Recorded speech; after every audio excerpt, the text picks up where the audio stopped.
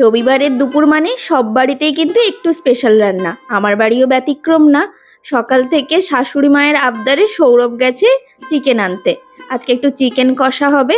তার জন্য আমি প্রথমে সব মশলাপাতিগুলো কেটে রেডি করে দিলাম। মা শিলনোড়ায় বাটাবাটিগুলো করছে। ওদিকে বাবা নিয়ে এসছে কিছুটা পাবদা মাছ। আজ সর্ষে পোস্ত দিয়ে পাবদা মাছের ঝালও বানাবো। সমস্ত মশলাটা মা বেটে নিল। আমি এদিকে মাছটাকে ধুয়ে ম্যারিনেট করে রাখলাম।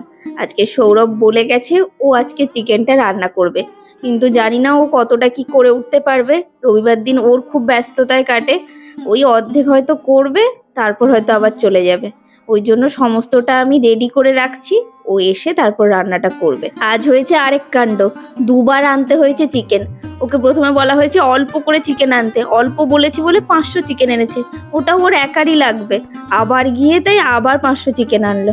1 কিলো চিকেন এখন আমি ধুয়ে ম্যারিনেট করে রাখলাম। ওদিকের মাংসের আলুগুলোকেও নুন হলুদ দিয়ে ম্যারিনেট করে রেখে দিলাম।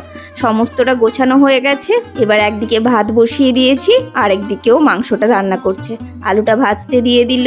আমার যে কি সৌভাগ্য, পরপর দুদিন ও নিজে থেকে রান্না করছে। আমাকে আবার বলতেও হয়নি, নিজে থেকেই যেচে বলছে আমি রান্নাটা করব। যদিও ওর রান্না মানে সমস্তটা গুছিয়ে ওর হাতের কাছে দিতে হবে, ও শুধু খুন্তিই নাড়বে। তাও রোজ রোজ রান্না করতে করতে আমার মনে হয় যদি আগুনের কাছে আধ ঘন্টাও কম দাঁড়াতে হয় তাও শান্তি। ওই মাংসটা রান্না করবে, তারপরে আমি পাবদা মাছের ঝালটা করব। সকাল সকাল মা মুসুর ডালটা রান্না করে রেখে দিয়েছিল, তাই আর কিছু রান্না হবে না।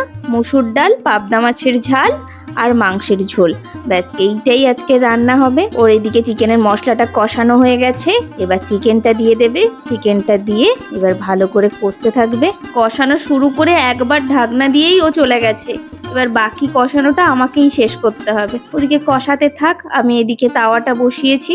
তাওয়াতে আগে মাছগুলো ভেজে নিই। 7 পিস পাবদা মাছ রান্না করব, তাই দুবারে মাছগুলোকে ভাজতে হবে।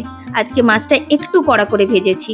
আজকে একটু অন্যভাবে রান্না করব। এই তরকারিটায় পাবদা মাছটা একটু ভাজা বেশি হলেই বেশি ভালো লাগে। মাংসটা ভালোভাবে কষিয়ে গরম জল দিয়ে এখন ভালো করে ফুটিয়ে নামিয়ে দিলাম। মাংস হয়ে গেছে।